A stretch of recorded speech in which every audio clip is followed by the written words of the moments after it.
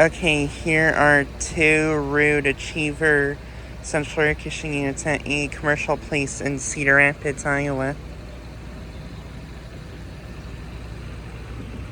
Here's this one.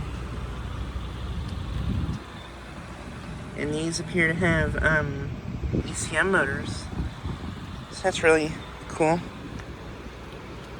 I don't see a lot of Ruud and Rheems with ECMs. And I believe it has a Copeland scroll compressor.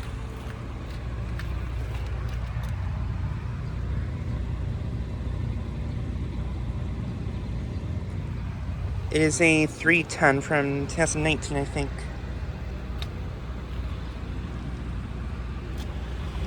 And this one, I'm probably gonna assume this one's the same thing. Yeah, these have Copeland scroll compressors. And I don't think these have been running.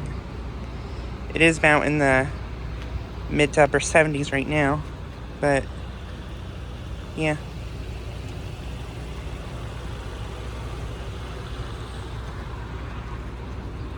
But yeah, just like a quick video of these two units. Anyways, thanks for watching.